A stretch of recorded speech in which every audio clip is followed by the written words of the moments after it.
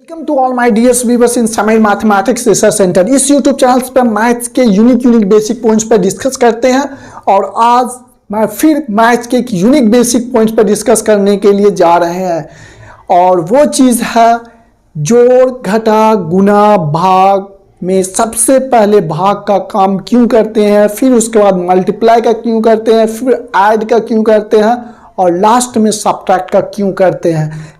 ये सब का रूल आप लोग जानते होंगे, लेकिन ऐसा क्यों करते हैं ये कहीं भी या किसी बुक में आपको नहीं बताया गया होगा और मैं चाहता हूं कि ऐसे यूनिक चीज़ आप लोगों तक इस यूट्यूब चैनल के थ्रू पहुंचाए।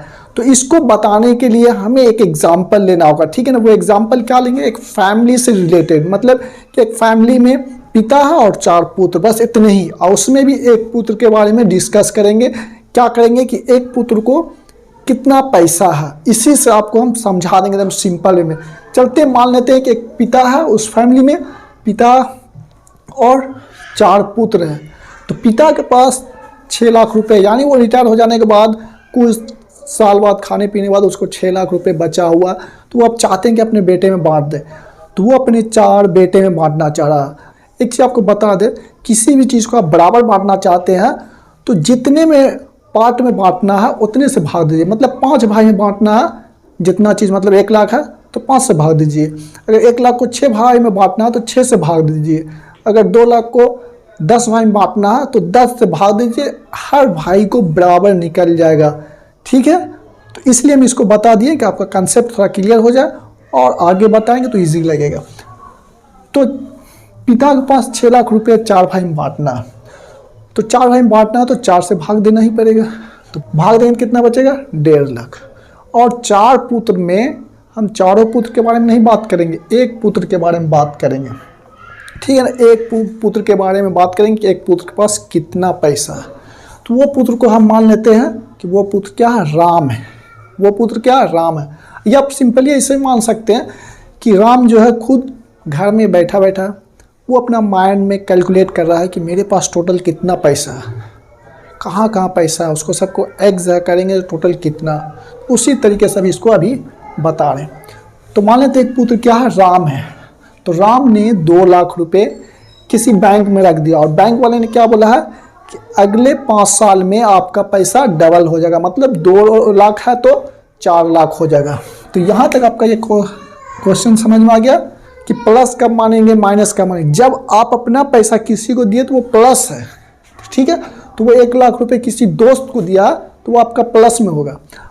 और लास्ट में है राम ने किसी दूसरे दोस्त से 50,000 रुपये लिया तो वो माइनस है, क्योंकि आपको आज में कल अपने जितना पैसा उससे तो 50,000 निकाल कर रखना, तो वो माइनस मानते हैं उसको, ठीक है ना। अपना पैसा किसी को दिए तो वो प्लस होगा 100%।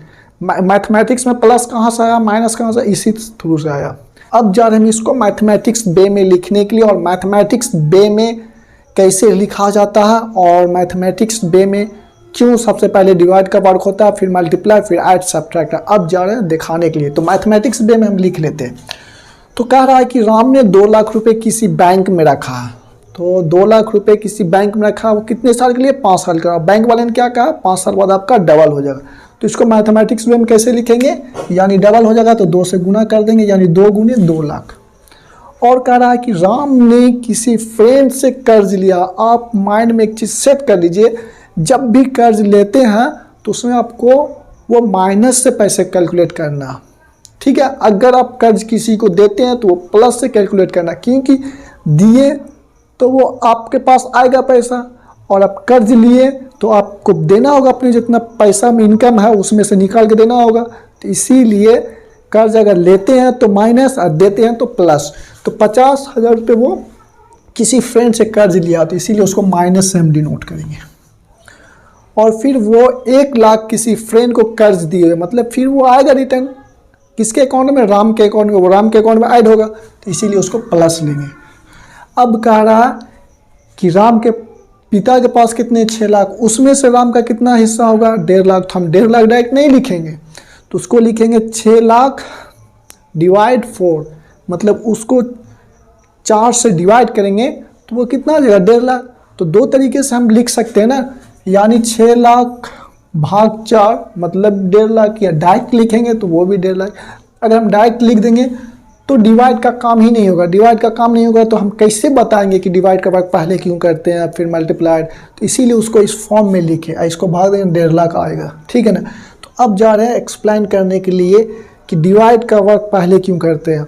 मान लेते हैं कि कोई बच्चा बोला नहीं आप डिवाइड का वर्क पहले नहीं कीजिए, ऐड का कीजिए। तो अगर आप 1 लाख डायरेक्ट इसमें ऐड किए हैं तो वो कितना हो गया 7 लाख। 7 लाख को फिर क्या करना होगा 4 से भाग देंगे। तो मतलब क्या हो गया कि वो आप चारों भाई में बढ़ जाएगा। यानी आप 1 लाख जो पैसा था वो किस में आप ऐड कर दिए, फादर वाले में। 6 लाख था तो वो 7 लाख, 7 लाख को आप बांट देंगे 4 भाई में, डिवाइड कर दे 4 से तो 4 भाई में बढ़ जाएगा। तो क्या ये राइट है, राम का ये निकलेगा एग्जैक्ट पैसा? ये तो गलत हो जाएगा। तो इसीलिए डिवाइड का वर्क कर लेंगे, उसके बाद निकल जाएगा एग्जैक्ट वैल्यू। फिर उसके बाद जाएंगे गुना वाले में, गुना का वर्क। फिर उसका डिवाइड का वर्क बोलता है गुना का वर्क क्यों करते। तो चलते हैं गुना के वर्क पर। कोई कहता है कि नहीं आप जो है पहले गुना मत कीजिए, पहले घटा लीजिए। तो हम इसको घटा लेते हैं। तो 2 लाख में से अगर हम 50,000 घटा लेंगे तो 1.5 लाख बचेगा। तो क्या 1.5 लाख उसने बैंक में जमा किया? नहीं, वो तो जमा किया 2 लाख। तो 2 लाख को ना 2 से गुना करेंगे कि 1.5 लाख को 2 से गुना करेंगे। तो इसीलिए उसके बाद भाग के बाद गुना का वर्क करेंगे। पहला भाग, दूसरा गुना, ठीक है। तो यहाँ से भाग का काम किया, ये इतना आ गया। बाकी सबको पहला स्टेप में वैसे ही रहने देंगे। पहले डिवाइड का वर्क करेंगे तो बाकी सबको वैसे ही रहने देंगे। इसको वैसे रहने दिए, इसको भी वैसे रहने दिए, इसको भी इसका वर्क किए। अब सेकंड स्टेप में डिवाइड का मल्टीप्लाई करेंगे। तो इसका मल्टीप्लाई किया कितना आ गया 4 लाख। बाकी सब वैसे ही रहेगा। अब उसके बाद देखिए ऐड वाला।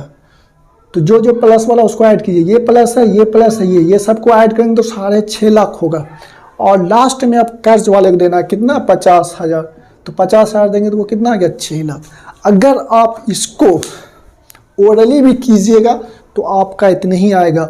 आसपास में प्रॉब्लम क्रिएट होता है, ओरली ही कर लेते हैं। तो इसीलिए हमें यहाँ समझ में नहीं आता है कि डिवाइड का वर्क पहले क्यों करते हैं, मल्टीप्लाई का फिर क्यों करते हैं, फिर ऐड का क्यों करते हैं, फिर सब्ट्रैक्ट का क्यों करते हैं। देखिए ओरली करके दिखा देते हैं। तो 6 लाख में से 4 से भाग देंगे तो 4 बेटे में बटेगा। तो हर बेटे को कितने मिलेगा 1.5 लाख। मतलब राम को भी 1.5 लाख मिलेगा। और 2 लाख वो बैंक में रखा तो 2 लाख को क्या करेंगे 2 से गुना कर देंगे। क्यों करेंगे, उसने 5 साल के रखा और अगले 5 साल में कितना हो जाएगा 2 गुना हो जाएगा। तो मतलब 2 लाख को 2 से गुना करेंगे तो वो मेरा कितना आ जाएगा 4 लाख। फिर उसके बाद देखिए 1 लाख ने वो किसी दोस्त को दिया तो मतलब वो रिटर्न तो आएगा ही पैसा, इसी का पैसा। यहाँ 4 हो गया, यहाँ 1 लाख हो गया। और लास्ट में क्या किया वो 50,000 किसी फ्रेंड से कर्ज लिए हो तो फिर उसको देना होगा। तो अब जोड़िए 1.5 लाख और यहाँ 4 लाख। तो 5.5 में 1 लाख जोड़ेंगे तो 6.5, 6.5 में से 50 निकाल देंगे तो देखिए 6 लाख आ गया, 6 लाख आ गया। अब जा रहे आपको एक यूनिक चीज़ बताने के लिए जो आपको कहीं भी किसी बुक में नहीं बताया गया होगा कि आप डिवाइड से पहले मल्टीप्लाई भी कर सकते हैं। वो भी किसी किसी क्वेश्चन में, हर क्वेश्चन में नहीं कर सकते। उस क्वेश्चन का आपको टाइप भी दे रहे हैं और बता भी दे रहे हैं कि कहाँ आप डिवाइड से पहले मल्टीप्लाई भी कर लेते हैं तो आपका आंसर गलत नहीं होगा। और कहीं कहीं ऐसा आता है कि वहाँ आपको डिवाइड ही करना होगा पहले। तो इसीलिए सब टीचर बता देता है कि डिवाइड ही पहले करो। और ये यूनिक रूल है कि आप डिवाइड ही कीजिएगा तो सब सही हो जाएगा और आपका कोई प्रॉब्लम नहीं रहेगा। लेकिन अगर मल्टीप्लाई आप करते हैं तो उसका कंडीशन देखना होगा। कंडीशन देखने के बाद ही वो अप्लाई कीजिएगा। अगर हर में अप्लाई कीजिएगा तो वो रॉन्ग हो जाएगा। चलिए बता रहे वो किस टाइप के क्वेश्चन में आप पहले मल्टीप्लाई भी कीजिएगा तो आपका गलत नहीं होगा। लेकिन कुछ क्वेश्चन ऐसे है जिसमें आप डिवाइड का वर्क पहले करना होगा। तो देखिए इस टाइप का अगर क्वेश्चन आपको मिले तो इसमें आपको पहले किसका काम करना होगा, डिवाइड का। क्यों, देखिए बता रहे हैं जब भी आपका इंटू वाला और डिवाइड वाला मिला हुआ रहेगा इस टाइप से, देखिए 5 × 8 डिवाइड 2 है तो इसमें आपको डिवाइड का काम पहले करना होगा। अगर नहीं कीजिएगा तो गलत हो जाएगा, ठीक है। इसमें आप डिवाइड से पहले मल्टीप्लाई भी कीजिएगा तो आपका आंसर चेंज नहीं होगा, राइट होगा। क्यों, यहाँ देखिए डिवाइड यहाँ अलग है और ये मल्टीप्लाई अलग है। इसके बीच में प्लस या माइनस का साइन आ गया, वो अलग हो गया। तो आप उसमें मल्टीप्लाई का भी वर्क कर सकते हैं और 100% आपका आंसर सही होगा, गलत नहीं होगा। आप इसको बना के देख लीजिएगा, पहले डिवाइड करके भी और पहले मल्टीप्लाई करके भी, और आपका आंसर सेम होगा, गलत भी नहीं होगा। लेकिन इसमें आप एक बार डिवाइड पहले करके और एक बार मल्टीप्लाई पहले करके देखिएगा तो दोनों का आंसर डिफरेंट आ जाएगा। इसीलिए तो आपको पहले डिवाइड तब मल्टीप्लाई तब ऐड तब सब्ट्रैक्ट, अगर इस टाइप से आ जाए, डिवाइड वाला भी अलग है और इनटू वाला भी अलग है, बीच में प्लस आ गया या माइनस आ गया, तब उसमें आप मल्टीप्लाई भी कीजिएगा पहले, तो आपका आंसर चेंज नहीं होगा, आपका आंसर 100% राइट होगा। आई होप ये समझ गए होंगे एकदम सिंपल वे में क्यों हम पहले डिवाइड का फिर मल्टीप्लाई फिर ऐड फिर सब्ट्रैक्ट करते हैं, या कहीं पर हम डिवाइड से पहले मल्टीप्लाई भी कर सकते हैं, वो भी कंडीशन बता दिए हैं। और आपको आज से इस टाइप का प्रॉब्लम कभी भी नहीं होगा क्यों पहले डिवाइड मल्टीप्लाई सब्ट्रैक्ट करते हैं। और आप ये भी कह सकते हैं, किसी टीचर से चैलेंज भी कर सकते हैं कि हम डिवाइड से पहले मल्टीप्लाई भी कर सकते हैं। तो आज के लिए इतना।